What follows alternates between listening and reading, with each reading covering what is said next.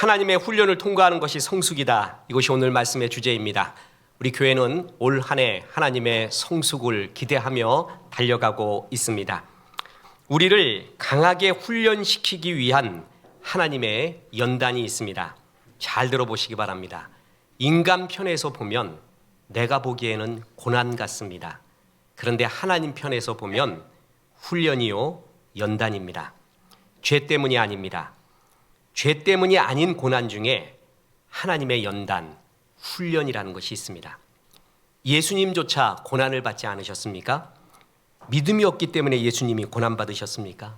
그렇다고 예수님이 기도하지 않기 때문에 받으셨습니까? 고난을 전부 죄와 연결시켜서는 안 됩니다. 쇠가 미워서 두드리는 것이 아닙니다. 대장장이가 그 쇠에 대한 기대와 소망이 있기 때문에 두드립니다. 목적과 방향이 있기 때문입니다. 주인이 원하는 모양을 만들기 위해, 그리고 강한 강철을 만들기 위해 연단하며 쇠를 두드리며 당금질하는 것입니다. 토기장이신 하나님께서 필요한 대로 빚으시고 준비하셔서 우리를 축복의 통로로 사용하시기 위해 하나님의 계획대로 빚어가는 여정, 그것을 통틀어서 훈련, 연단이라고 합니다. 연단이라는 성경적 의미는 훈련하다, 실습하다라는 뜻으로 완료 수동태 분사입니다. 자발적인 게 아니라 타의에 의해서 반복적으로 훈련되어지는 것, 그게 성경이 말하는 연단이라는 것입니다. 좋은 쇠는 뜨거운 화로에서 100번의 당금질 후에 이루어지고, 매화향은 추운 고통을 겪은 다음에 그 맑은 향을 품기 마련입니다.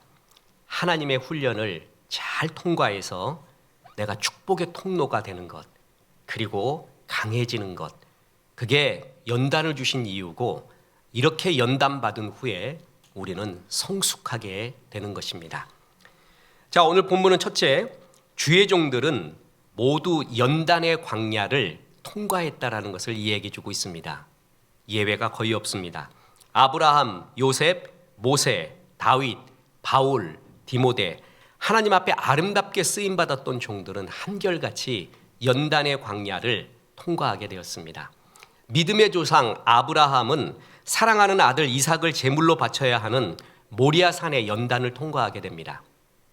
야곱은 루스 광야에서 돌베개의 연단, 그리고 야복강가에서 환도뼈가 부러지는 오도 갈 데도 없는 그러한 연단을 받게 됩니다.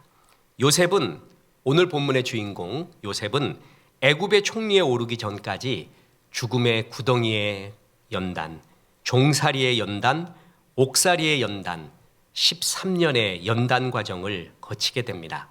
그래서 모든 요셉 이야기의 최고의 하이라이트의 고백이 오늘 본문입니다.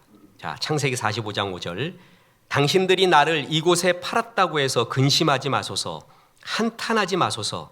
하나님이 생명을 구원하시려고 나를 당신들보다 먼저 보내셨나이다. 자, 들어보세요. 당신들이 나를 이곳에 팔았다. 연단받지 않았잖아요. 그럼 항상 이 원망과 분노의 마음속에 살게 됩니다. 형들을 향해, 세상을 향해 당신들이 나를 이곳에 팔았다. 그래서 내 인생이 오늘 이렇게 되었다. 연단받고 훈련받아서 정화되지 않는 한 계속 이 쓴 마음 속에 살게 되는 게 우리 인생들입니다. 요셉도 그럴 수 있었습니다. 당신들이 나를 이곳에 팔았다. 이 마음 속에 살 수가 있었습니다. 근데 하나님이 수많은 연단과 훈련의 과정, 그 속에서 일어나는 하나님의 섭리를 지켜본 결과 그 연단을 통과한 요셉의 고백은 무엇입니까? 하나님이 생명을 구원하시려고 나를 당신들보다 먼저 보내셨나이다. 당신들이 날 여기에 팔았지. 그게 아니라 하나님의 섭리가 있어서 나를 이곳에 먼저 보내셨습니다. 저는 수많은 연단 고난의 과정 속에 주의 섭리를 깨닫게 되었습니다. 이렇게 고백하는 것입니다. 성숙되지 않으면, 연단을 깨닫지 못하면 평생 자기가 가시가 되고 또한 이웃을 향해 가시를 품게 됩니다. 당신들이 나를 이곳에 팔았다. 그 마음 가지고는, 그 마음의 가시 가지고는 하나님께 쓰임받을 수가 없습니다. 사람을 사랑할 수도 없습니다. 수많은 연단 속에서 그 마음을 벗게 합니다. 그리고 성숙시킨 하나님의 섭리가 여기에 있습니다. 살인자 모세는 출애굽의 통로로 쓰이기 위해서 40년 동안 광야의 연단을 받아야 했습니다. 다윗 또한 도망자로서 광야를 유리하면서 13년 동안 연단을 받게 됩니다. 사도 바울은 다메섹에서 극적으로 주님을 만나게 됩니다. 그러나 바울의 뇌리 속에는 자신이 핍박했던 믿음의 형제들, 스데반에 대한 죄책감, 그리고 그런 나를 선택해 주신 주님에 대한 감격, 이 모든 게 뒤엉켜 있었을 것입니다. 그래서 주님은 바울이 이 옛사람의 속성과 감정의 앙금을 씻을 수 있도록 아라비아에서 그리고 고향 다소에서 소외와 고뇌, 혼자 있는 시간, 연단의 시간을 13년 동안 또한 당하게 합니다. 금방 쓴 게 아닙니다. 다메섹에서 주님 만난 다음에 금방 복음 전하고 역사가 일어난 것이 아니라는 것입니다. 그러려고 했죠. 근데 아무도 감동받지 않습니다. 오히려 반감만 갚습니다. 그때 하나님이 바울을 아라비아 사막으로 보냅니다. 그리고 고향 다소로 보냅니다. 그곳에서 연단받고 묵상하고 있습니다. 그 고향 다소에 있는 바울을 데리고 와서 사역의 현장으로 데리고 온 게 바로 바나바입니다. 바울 또한 이런 연단을 받게 됩니다. 고난을 통한 연단 없이는 온전한 신앙, 그리고 하나님이 쓸 수 있는 그러한 자아가 죽은 멋진 그리스도인이 되지 않습니다. 성경에 나오는 위대한 신앙인들은 모두가 대나무의 마디와 같은 고난의 마디, 연단의 마디, 그런 것들이 있었습니다. 명검을 만드는 모습을 보십시오. 요즘 유튜브가 발달돼서 그런 것들을 집 안방에서 볼 수가 있죠. 저는 쇠구슬, 아주 단단한 쇠구슬로 녹여서 명검 만드는 과정을 수없이 봤습니다. 왜 그걸 보는지는 저도 그걸 모르겠습니다. 아마 오늘 설교를 하기 위해서 보게끔 했나 봅니다. 나는 검 하나가 1억짜리라는 건 처음 들어봤습니다. 근데 그 검을 만드는데 1억이 되는 것은 최고의 쇠를요, 수백 번의 담금질을 합니다. 그냥 두들겨 패고요, 두드리고요, 찬물에 넣었다가 또 두드리고, 또 뜨거운 용광로에 넣었다가 또 꺼내서 또 두드리고, 칼을 몇 번을 접고, 그 수많은 과정 속에서 단련된 검이 명검이 됩니다. 그렇지 않고는 물렁새가 된다는 것이죠. 사도 바울은 자기가 받은 연단, 고난 속에서 자기 자신을 느낄 때 만물의 찌꺼기 같이 느껴졌다. 그 정도까지 주님이 내리신 겁니다. 그리고 살 소망까지 잃어버렸다 할 정도, 우리가 아는 최고의 믿음의 거장 또한 그의 심리가 이렇게 낮은 데까지 처할 수 있도록 주님이 일부러 내리십니다. 훈련입니다. 너 세상에 찌꺼기 같이 느껴지니? 사람들이 내가 다 소외가 되고 내가 세상에 잉여인간이구나, 필요 없는, 내가 나를 보면 그냥 지나가는 투명인간 취급당하고 찌꺼기같이 취급당하는 사람들이 얼마나 많은 줄 아는가? 네가 그것을 느꼈는가? 어떨 때는 죽고 싶은 마음, 살 소망까지 끊겨지는 그 마음을, 그 심정을 이해하겠는가? 바울을 그 정도까지 내리십니다. 바울이 이런 연단 끝에 그런 고린도후서 1장 9절에 이렇게 고백합니다. 우리는 우리 자신이 사형 선고를 받은 줄 알았으니 이는 우리로 자기를 의지하지 말고 오직 죽은 자를 다시 살리시는 하나님만 의지하게 하심이라. 바울 보세요. 자기 몸에 손수건이나 앞치마만 던져도 그것을 가진 사람이 나음을 입었습니다. 전 그래서 손수건을 여러 개 가지고 다니려고 했지만 의미 없다는 것을 알았습니다. 바울이 그때 얼마나 교만해졌을까요?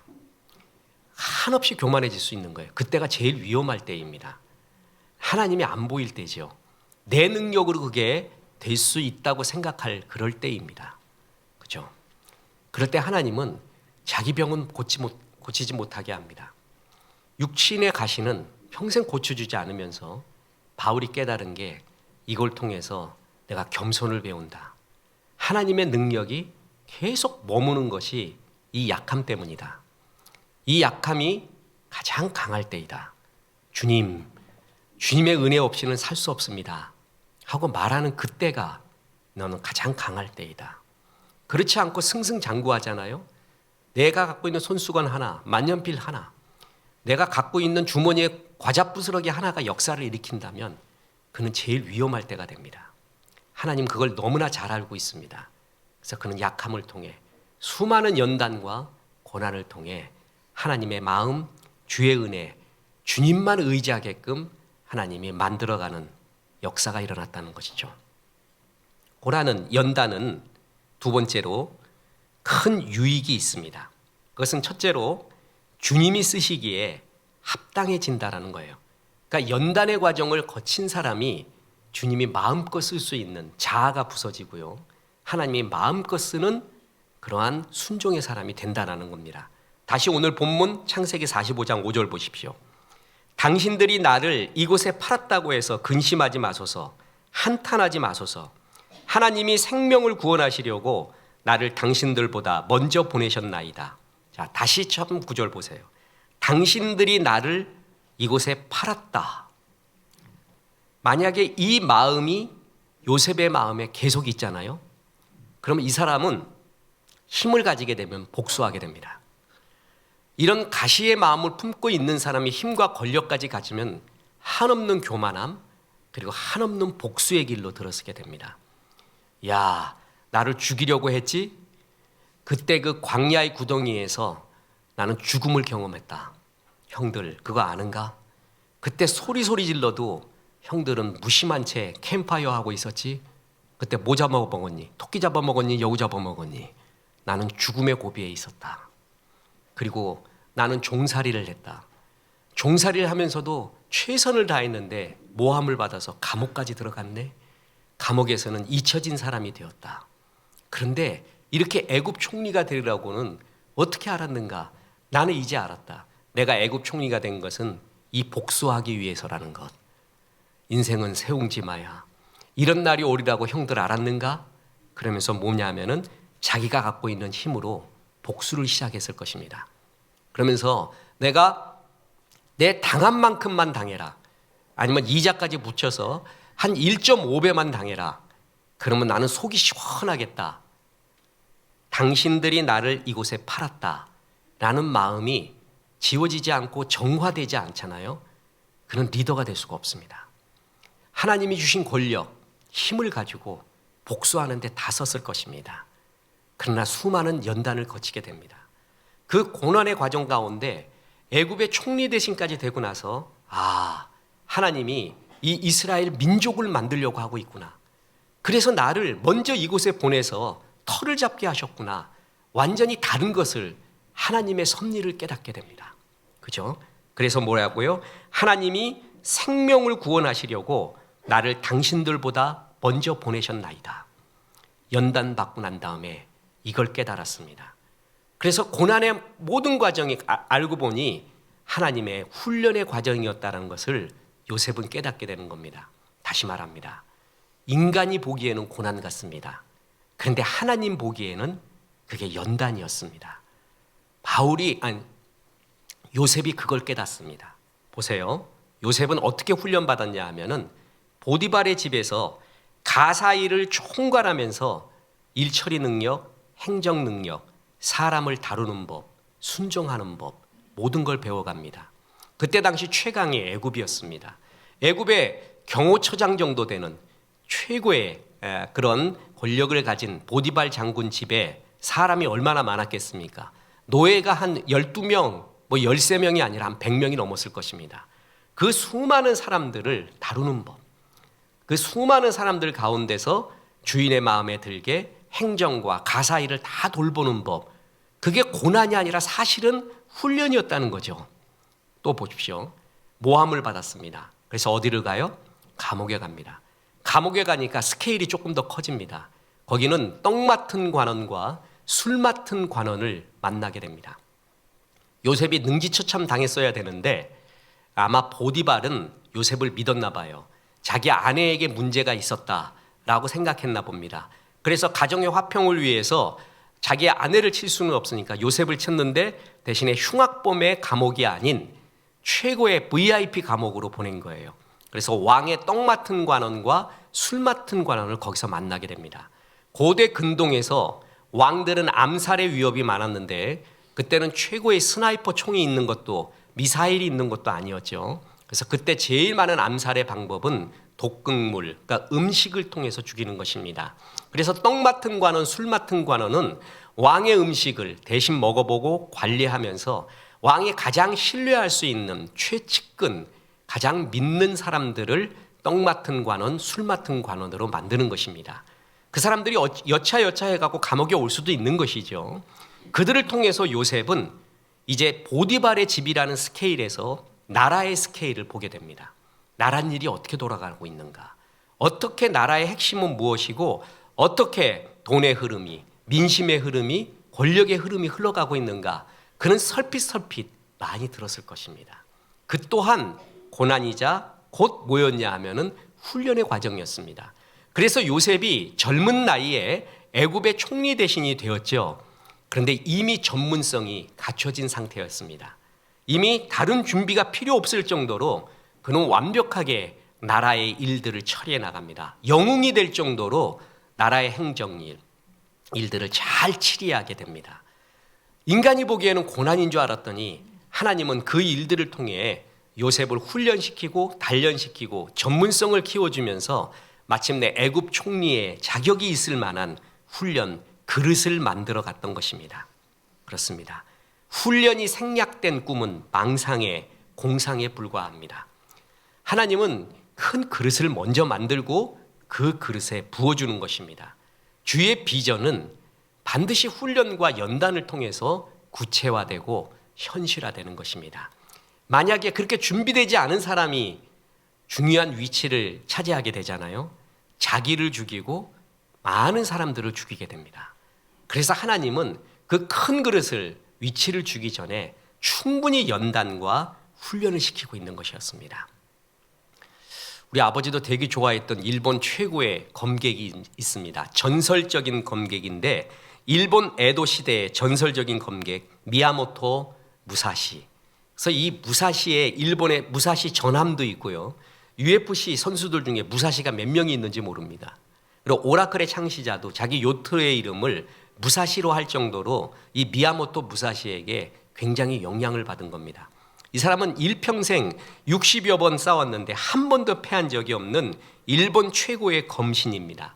그런데 칼싸움만 잘한 게 아니라 그는 회화와 조각, 시와 노래, 다도에도 조예가 깊었습니다.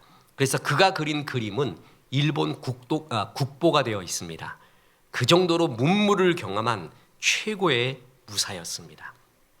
이 사람이 쓴 병법서가 오륜서라는 것입니다. 손자병법 그리고 클라우제비치의 전쟁론과 더불어 세계 3대 병법서 중에 하나가 바로 이런 미야모토 무사시의 오륜서입니다. 이 오륜서에서 검법의 세 가지 키워드를 말하고 있는데 음미, 국리, 단련이라는 것입니다. 그 중에 제일 강조한 것이 단련이라는 것입니다. 검술의 잔재주만으로는 상대를 이길 수 없고 검법을 익혀야 된다. 그 검법은 몸과 마음이 함께 단련해야 된다라는 거예요. 그래서 천일의 연습을 단이라고 하고 만일의 연습을 련이라고 한다. 천일의 연습과 만일의 연습을 해야 단련이 된다라는 거예요. 그래서 단련을 그렇게 해석을 했습니다. 끝없는 연습을 통해서 최고의 검신 미야모토 무사시가 되었다라는 겁니다. 제가 어려운 질문을 안 한다고 했는데 이거는 어쩔 수 없이 어려운 질문입니다. 성공하다라는 영어의 표현이 succeed가 있습니다. 이 succeed는 계속하다라는 의미도 들어가 있습니다. 성공하기 위해서는 계속 단련을 해야 됩니다. 훈련을 해야 됩니다. 그렇지 않고는 결코 리더가 또한 그 위치를 가질 수가 없습니다. 지금 탁구 세계 랭킹 1위가 판젠동이라는 선수입니다. 그전에는 마롱이라는 선수였는데 각자 특징이 있어요. 근데 이 판젠동은 해설자들이 설명할 때 동물적 감각이 있다고 합니다. 제가 봐도 동물적이에요. 이 마론 같은 경우엔 포핸드를 잘 치면서 아주 정제된 모습을 보이는데 이 판정도는 흡사 야생마 같아요. 야생마. 그리고 어떻게 저 자세에서 저런 모습이 나오는지, 저런 포핸드, 그리고 저런 백핸드가 나오는지 거의 동물적이에요. 아, 저 사람 진짜 타고난 동물적 감각이 있구나 이렇게 여겼는데 나중에 그 판젠동한테 해설자가 물어봤습니다. 당신을 평할 때 굉장히 동물적 감각이 있다고 말하는데 어떻게 해서 그런 것이 나왔습니까? 라고 했더니 선천적인 줄 알았더니 아니라고 합니다. 끝없는 연습이었습니다. 죽으라고 연습한 거예요. 그래갖고 그 연습이 곧 자기가 된 거예요. 그러니까 완전히 하나가 된 것이죠. 그 속에서 이런 동물적 감각이 나왔다라고 말합니다. 루드 번스타인의 생각의 탄생이라는 책이 있습니다. 천재들의 생각법이라는 부제가 있는데 천재들은 어떻게 그런 천재적 사고를 하게 되었을까? 그래서 이렇게 두꺼운 책으로 우리나라 말로 번역이 되어 있습니다. 그래서 천재들의 사고법을 쭉 10몇 가지로 나눠집니다. 그중에 굉장히 중요한 게 뭐냐면 관찰이었다라는 것입니다. 천재들은 관찰의 능력이 있었다. 그게 관찰이 그냥 볼견이 아니라 볼관이었습니다. 관. 그냥 견은 그냥 보는 거죠. 그런데 관은 철학을 갖고 그 의미와 그 본질을 보려고 하는 마음이 관이에요. 그 천재들은 관의 훈련을 많이 했다는 거예요. 그래서 보통 보이는 일상 사물들에서 뭔가 낯설게 하기, 다르게 보기의 훈련을 끝없이 관찰했다는 거예요. 그래서 그 관찰력이 쌓이고 쌓인 중에 나중에 천재적 사고가 나온 것이지 어느 하루아침에 타고난 천재적 사고로 그게 나온 게 아니라는 것이에요. 뉴턴이 떨어지는 사과를 보고 만유인력의 법칙을 발견했다고 우리 끝없이 들었잖아요. 그냥 뉴턴 그러면 사과밖에 생각이 안 나. 그 사람이 뭘 했는지도 모르고. 그게 그때 갑자기 커피 먹다가 생각난 게 아니라 끝없이 그 일에 대해 궁구하고 있었던 거예요. 끝없이 훈련하고 있었던 거예요. 그 가운데 사과가 떨어지는 걸 보고 왜 올라가지 않고 떨어지는가? 그에 대한 수학적 도식을 만들어내는 것이죠. 어느 하루아침에 된 게 아니라 끝없는 관찰의 훈련, 끝없는 연단 과정 속에서 천재적 사고와 승리의 키워드가 나오게 됐다는 것입니다. 환상이 아니라는 것이죠. 도널드 휘트니의 영적 훈련이라는 아름다운 책이 있습니다. 거기에 보면은 8살 소년 케빈 이야기가 나오는데 케빈은 부모가 시키는 대로 기타 연습을 많이 합니다. 너 앞으로 많이 쓸 거니까 기타 연습 많이 해라. 집에 돌아와서 그날도 기타 연습을 막 하는데 밖에 애들이 막 야구하고 놀고 있어요. 뛰어놀고 싶은데 엄마는 이 기타 연습을 다 마쳐야지만이 나가서 놀 수가 있대요. 지겹게 기타를 치고 있는데 갑자기 천사가 나타났습니다. 그래서 이 천사가 이 케빈을 환상 가운데 카네기 홀로 데리고 갑니다. 기타만 봐도 진저리가 나던 케빈은 그 환상 속의 카네기 홀에서 어떤 사람이 신들린 듯 기타 연주를 하는 걸 봤어요. 깜짝 놀랐습니다. 너무 크게 감동을 받습니다. 나도 저렇게 되고 싶다 할 정도로 감동을 받았어요. 그때 천사가 케빈한테 말합니다. 케빈, 네가 본 그 명연주자는 몇 년 후에 바로 너란다. 그렇게 되기 위해서 넌 지금도 연습하고 또 연습해야 된다. 이렇게 가르쳐 줍니다. 그냥 나온 것이 아닙니다. 하나님은 하나님 쓰시기에 합당할 만큼 요셉을 끝없이 연단시킵니다. 마음껏 쓸 수 있게끔 말이에요. 연단받은 후에 그의 마음이 정화가 됩니다. 당신들이 나를 이곳에 팔았지 그 마음을 버리는데 오랜 시간이 걸리는 것입니다. 아니야.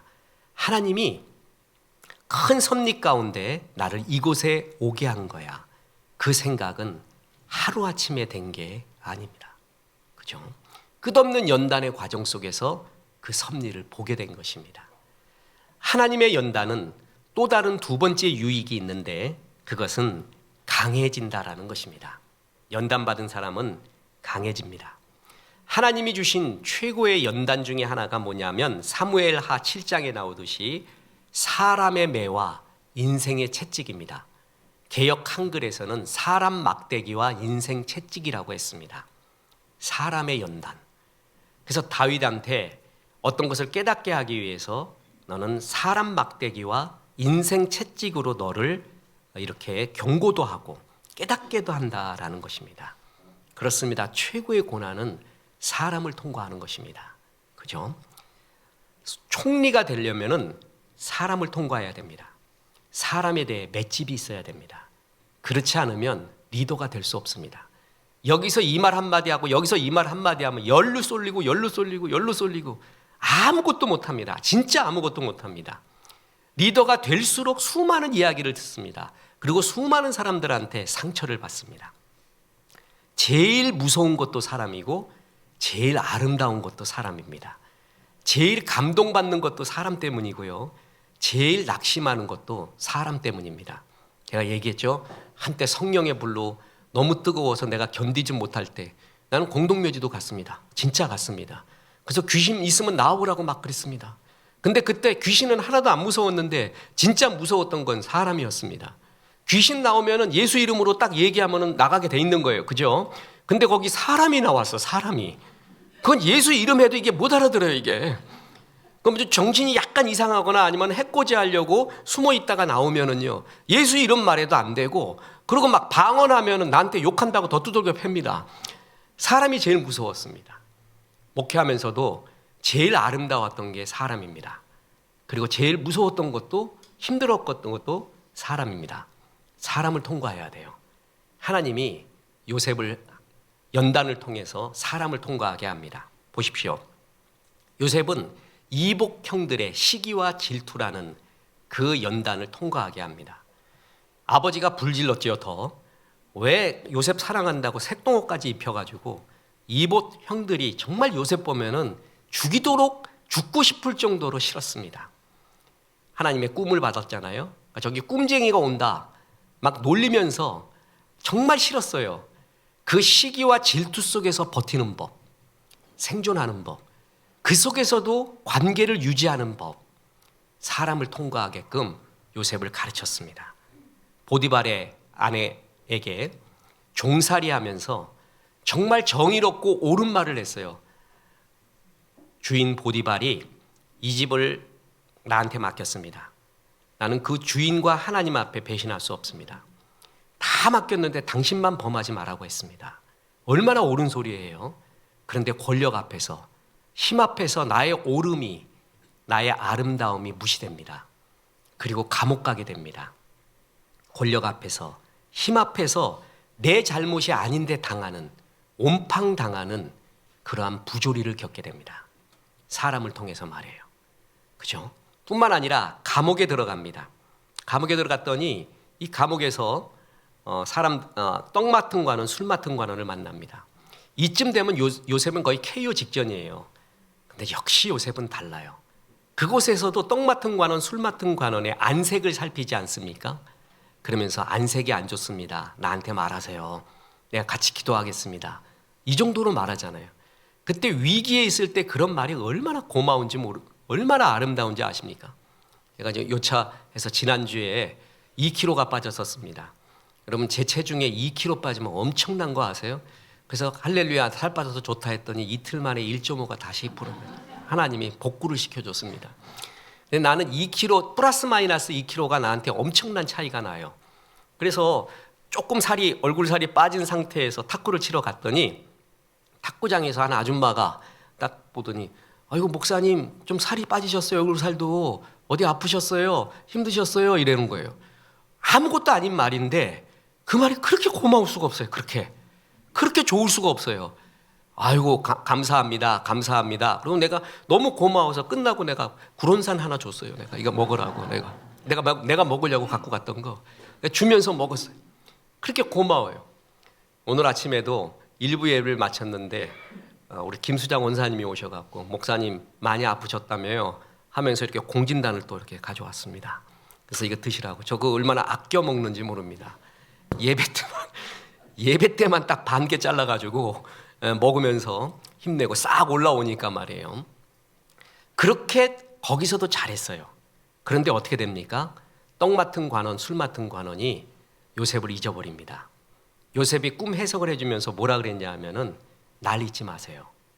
그 정도까지 말했어요. Don't forget me. 수선아, 그 얘기를 딱 했단 말이야. 나를 잊지 말라고. 그런데 잊혀졌어요. 정말 마음을 줬고 사랑했던 그런 사람에게 잊혀진 그 아픔. 요셉은 이 사람을 다 통과하게끔 하나님이 만들어줍니다. 그죠? 그리고 난 다음에 총리 대신 되게 만들어요. 그 다음에 요셉의 고백, 오늘 본문의 고백 다시 보세요. 창세기 45장 5절. 당신들이 나를 이곳에 팔았다고 해서 근심하지 마소서, 한탄하지 마소서. 하나님이 생명을 구원하시려고 나를 당신들보다 먼저 보내셨나이다. 사람에 대한 원망, 그리고 아픔. 내가 돌아보니 나를 정말 힘들게 했던 놈이 누구였을까? 랭킹 1, 2, 3을 뽑아보자.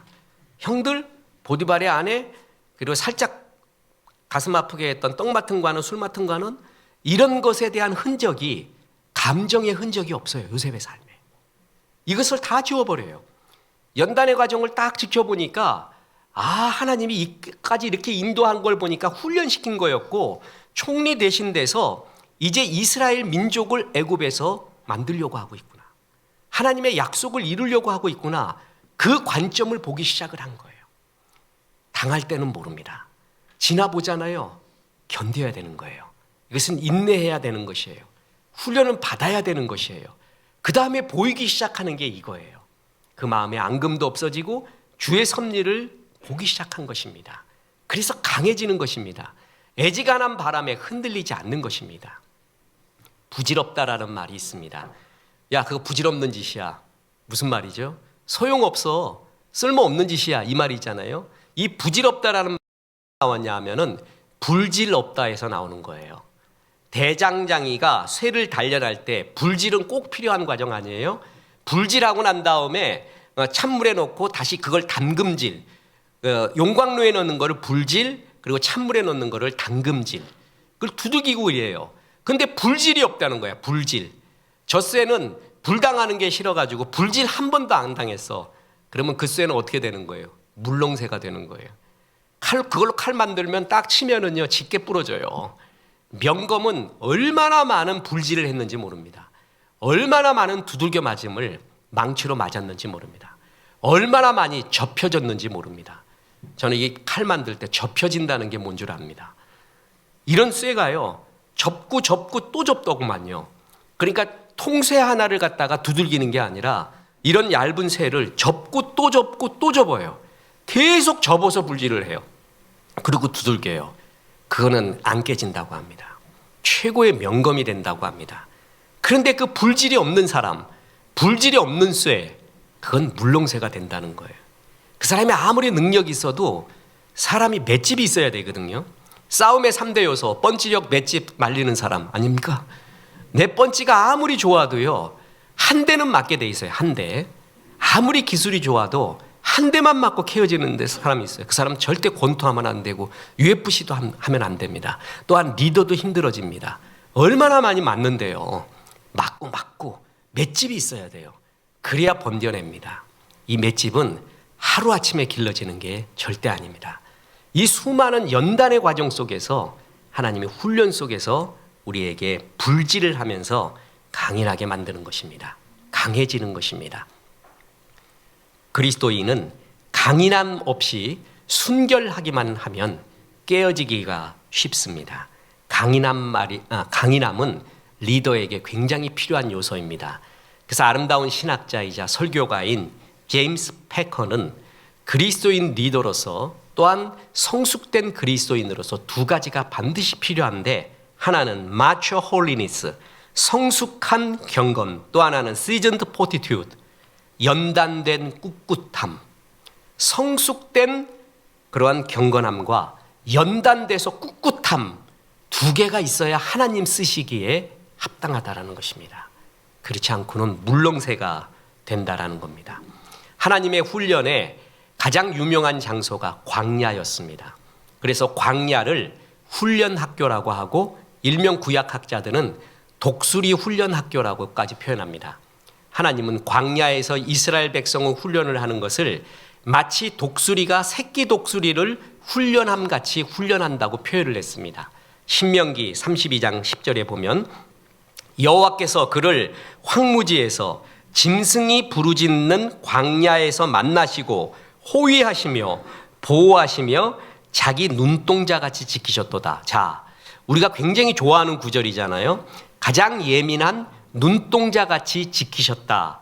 그 눈동자같이 지키셨다라는 것에 대한 해석이 그 다음 구절이 나와요. 지금 이게 신명기 32장 10절이잖아요. 저는 어려운 거 안 묻는다 그랬죠. 10절 다음이 뭐예요? 11절. 우리의 지성은 주의 일을 하기에 충분하다고 했어요. 이 정도 대답하는 걸 보면.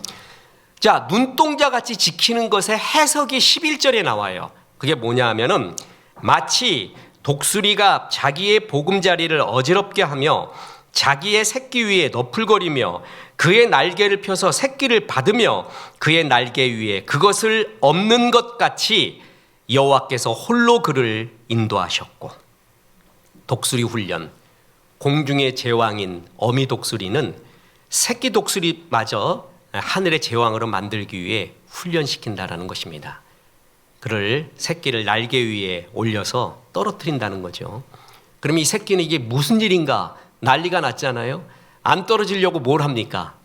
죽어라 하고 날개짓 합니다. 그 조그만 거 가지고요. 죽어라 하고 날개짓 하는데 아직 날지를 못하잖아요. 그래서 땅에 거의 떨어질 때쯤에 독수리가 그의 날개를 펴서 새끼를 받으며 그의 날개 위에 엎는 것 같이 다시 엎어서 위로 올리고 또 떨어뜨리고 그렇게 해서 계속 날개 훈련을 시켜서 마침내 하늘의 최강인 하늘의 제왕 독수리를 만든다는 거예요. 이것을 하나님은 뭐라고 표현했냐면 눈동자같이 지킨다라는 표현을 이렇게 씁니다. 그냥 무조건 보호하고 얼굴의 새끼 하는 게 아니라 뭐냐면 이렇게 강하게 키우는 거를 눈동자같이 지켰다 할 정도로 표현하고 있습니다. 훈련이라는 것이죠.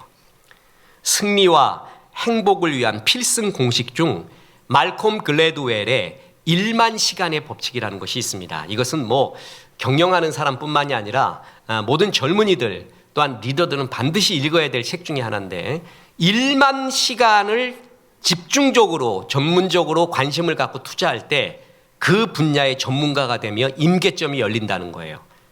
그리스에서야 보이기 시작한다는 거예요. 역사가 일어나는 임계점이 1만 시간이라는 것이죠. 이 1만 시간의 법칙을 통과해야지만이 된다는 거예요. 그래야 그 일에 쓰임받을 수 있다. 이 1만 시간의 법칙을 다른 말로 하면은 1만 시간의 훈련의 법칙입니다. 반복되는 훈련을 버텨야 됩니다. 그래야 그 분야의 전문가가 되고 최고가 된다는 것입니다. 세계적으로 유대인의 상술이 제일 유명합니다. 근데 우리나라에서는 최고의 상인을 무슨 상인이라 그러는 줄 아세요? 옛날부터? 예? 예, 잘하십니다. 개성상인입니다. 책도 나오고 다큐도 나올 정도였죠. 개성상인이 최고인데 저절로 만들어지는 게 아닙니다. 혹독한 훈련의 과정을 거쳐야 됩니다. 개성상인 아버지는 자신의 아들에게 사업을 맡기기 위해서 9년간의 기본 훈련을 시킨다고 합니다. 우선 아들을 장돌뱅이로 장터에 보냅니다. 3년간 전국 장터를 돌아다니면서 장돌뱅이 일을 하게 합니다. 전국 물류의 흐름을 파악하라는 것이에요. 돈의 흐름을 파악하고 민심의 흐름, 사람이 뭘 좋아하고 나빠하는지 그 흐름을 파악하라고 3년 장돌뱅이를 시킨다고 합니다. 하루 종일 일한 후에 먹는 것은 저녁에 한 끼 술찌개미라고 합니다. 저는 이 술찌개미가 뭔지를 모르는데 원로 장로님들한테 얘기 들어보면 경험 있는 분들이 있더라고요. 술 만들고 난 다음에 남은 어떤 찌꺼기라고 합니다. 그거 어렸을 때 먹으면 취하기까지 한대요. 그 영양가 없지만 먹을 게 없었던 시절에 그것도 진짜 먹었다고 합니다. 저는 전설 같은 이야기인데 이걸 먹였다는 거예요. 하루 한 끼. 얘가 얼큰한 설렁탕 먹고 난 다음에 배부르면은 아침에 교훈 다 잊어먹는데요. 그래서 배고프고 자라. 당분간 그렇게 해라. 그러고 나서 아버지는 아들에게 장돌뱅이 역할이 끝나면 친구의 가게에서 3년 동안의 점원 노릇을 하게 만든다고 합니다. 그곳에서 아들은 순종하는 법, 다른 동료들과 어울리는 법을 배우게 됩니다. 그리고 마지막 코스인 아버지한테 직접 들어오게 합니다. 이게 제일 힘든 코스라고 합니다. 이 코스가 3년인데 기업을 물려받기 위해서는 아버지의 경영 철학이 뭔가, 생각이 뭔가를 먼저 배워야 된다는 거예요. 그걸 먼저 배워야 된다는 거예요. 자기의 경영이 나오기 전에 아버지의 경영 철학에 순종하는 법을 먼저 배우고 난 다음에 자기의 경영 철학이 나오게 된다는 거예요. 그 아버지 밑에서 3년 동안에 순종하는 것, 여기서 실패가 하면 모든 것이 허사로 돌아간대요. 이게 제일 힘든데요. 이 과정까지 거치고 난 다음에 비로소 개성상인이 등장하게 되는 거예요. 그러니 최고의 상인이 된다라는 것이죠. 한마디로 뭐죠? 강한 훈련이었습니다. 사울과 다윗은 둘 다 동일하게 이스라엘 왕이었습니다. 사울은 초대왕, 다윗은 2대 왕. 사울은 실패한 왕, 다윗은 성공한 왕이 되었습니다. 그 이유가 뭘까요? 여러 가지가 있지만 사울에게는 광야 생활이 없었습니다. 사무엘에게 기름 부음을 받은 다음에 바로 왕이 되었습니다. 그래서 그는 연단의 과정이 없었습니다. 그래서 맷집도 없었고요. 하나님의 음성을 듣는 법, 사람을 치리하는 법, 그리고 권력을 어떻게 써야 되는 것, 이에 대한 사고가 없었습니다. 대신에 다윗은 10년 이상 광야 생활을 진전하게 합니다. 그런 가운데 그는 밑바닥을 다 알게 됩니다. 사람이 살고 싶다는 마음, 미친 척을 해서라도 살아야겠다라는 마음, 그까지 가르쳐 줍니다. 그래서 성군이 되어갔다라는 겁니다. 진 에드워드의 새 왕의 이야기라는 책이 있는데 거기는 사울, 다윗, 솔로몬 세 왕의 이야기입니다. 이 중에 사울과 솔로몬이 실패를 하고 다윗이 성공한 이유를 사울과 솔로몬한테는 광야가 없었다는 거예요. 연단이 없었다는 거예요. 그런데 다윗에게는 연단의 과정이 있어서 그 연단의 과정 가운데 다윗 속에 있었던 솔로몬적인 요소 그리고 사울적인 요소를 다 죽였다는 거예요. 자, 그래서 다윗이 되었대요. 만약에 보세요. 요셉이 미디안 광야에서 웅덩이에서 죽을 뻔하잖아요. 광야에서. 그리고 미디안 상인들에게 끌려갑니다. 그때 미디안 상인에게 끌려가서 보디발의 집 노예 생활이나 후에 감옥 생활을 하지 않고 곧바로 애굽 궁정에 가게 됐다고 쳐보십시다. 애굽의 공주가 마치 모세처럼, 모세 본 것처럼 요셉에게 마음을 두어서 내가 양자로 키우겠다, 이렇게 말하면서 요셉을 왕궁에 데려왔다고 쳐봅시다. 그러면 요셉은 이런 단련된 마음, 주의 섭리의 마음 하나도 모르게 되는 거예요. 당신들이 나를 이곳에 팔았다고 그 마음만 가득할 거예요. 정화되지 않고 리더의 자격이 전혀 없을 것입니다. 그런 사람한테 일 맡기면 큰일 나게 되는 거예요. 그런데 하나님은 그렇게 하지 않았다는 거죠. 다윗처럼 끝없는 광야 생활을 하게 만든 거예요. 그런 가운데 그는 훈련을 받고 전문성을 키우고 사람을 통과하고 마음이 정화가 되고 그래서 리더의 자격이 거기서 오게 되었다라는 것입니다. 그래서 하나님이 우리에게 연단을 주십니다. 그런데 그 연단이 우리가 보기에는 뭐 같아요? 고난 같습니다. 저 또한 그랬습니다. 저도 돌아보면 저는 물질의 고난, 연단을 받았고 건강의 연단을 받고 있고 사람의 연단을 받아왔고 받고 있고 앞으로도 받을 것입니다. 그거 가운데 하나님이 쓰시기에 합당한 사람으로 서서히 만들어져 가고 강하게 만들어져 가는 겁니다. 내가 목회 초기에 이러한 어떤 강한 연단 받았으면 어떻게 됐을까? 아마 쓰러졌을 것이다. 그런데 하나님의 연단의 방법은 나에게 가장 적절하게 주신다라는 것입니다. 훈련하는 고난이 다릅니다. 이길 수 있는 고난만 줍니다. 그래서 맞춤형 고난이고 체질에 맞는 연단입니다. 내가 견딜 만한 것을 준다는 거죠. 그리고 훈련으로 주신 고난은 적절합니다. 꼭 필요한 고난이었다고 진짜 생각이 됩니다. 보세요. 엄마 개가, 새끼 개가 지금 주인의 밥상에 있는 것은 먹지 말라 엄마는 배웠는데 새끼는 아직 그거 몰라서 주인의 밥상에 있는 걸 먹으려고 해요. 그럼 엄마가 으르렁거립니다. 그거 먹으면 안 된다고. 그래서 끝까지 먹으려고 그러면 한번 딱 묻니다. 물어 죽이지는 않습니다. 그죠? 그 정도로 훈련하지는 않아요. 살짝 물어요. 그 개가, 새끼가 감당할 수 있을 정도로. 그래서 그걸 깨달을 수 있을 정도로. 훈련으로 오는 연단은 이 정도이지 감당지 못할 그런 거 주지 않습니다. 내 체질에 맞는, 그리고 맞춤형으로 나에게 주시니까 염려하지 마십시오. 그리고 그것은 다른 방법이 없습니다. 견뎌야 됩니다. 이겨내야 됩니다. 겪어야 됩니다. 그래서 최고의 하늘의 제왕 독수리가 되고 천하 명검이 되는 것입니다. 그래서 주님이 마음껏 쓸 수가 있고 축복의 통로가 된다라는 겁니다. 바로 이러한 수많은 연단의 과정, 그 끝을 하나님이 말씀합니다. 그 말씀하고 마칠까 합니다. 신명기 8장 15절부터입니다. 너를 인도하여 그 광대하고 위험한 광야 곧 불뱀과 전갈이 있고 물이 없는 간조한 땅을 지나게 하셨으며 또 너를 위하여 단단한 반석에서 물을 내셨으며 내 조상들도 알지 못하던 만나를 광야에서 내게 먹이셨나니 자 이는 다 너를 보세요 낮추시며 너를 시험하사 그 다음이 중요합니다. 마침내 내게 복을 주려 하심이었느니라. 마침내는 이걸 주려고 낮추시고 시험하고 연단 주고 이 과정을 거치게 했다. 그것은 고생이 아니다. 하나님이 주신 훈련이었다. 그래서 오늘도 그 훈련 연단 받고 있는 성도님들이 많이 있습니다. 죄 때문이 아닙니다. 뭘 잘못해서가 아닙니다. 하나님 쓰시기에 합당한 그리고 강한 존재로 서게 하기 위해서 오늘도 이 연단 과정을 겪고 있는 성도님들 마침내 복을 주려 하심이라. 이 말씀 잘 믿고 이겨내시고 요셉과 같이 다윗과 같이 그리고 바울과 같이 주님이 마음대로 쓰실 수 있는 강한 그리스도인 군사가 되기를 주 예수의 이름으로 축원합니다. 우리 하나님 말씀 생각하며 찬송합니다. 사랑하는 나의 아버지.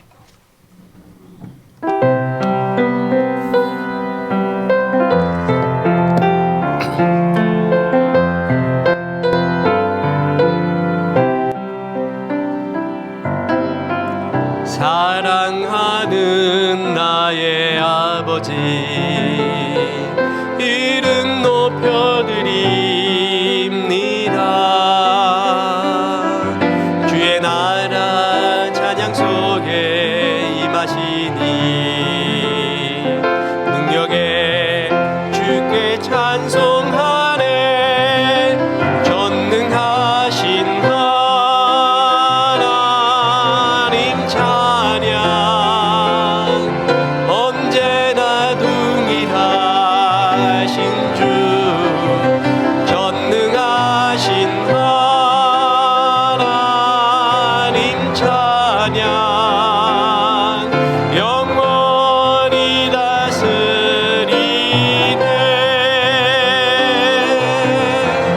나 주의 이름 높이리. 나 주의 이름 높이리. 하늘 높이 올린 깃발처럼 주의 이름 높이리. 전능하신 하나님 찬양 언제나 동일하신 주 전능하신 하나님 찬양 영원히 다스리네.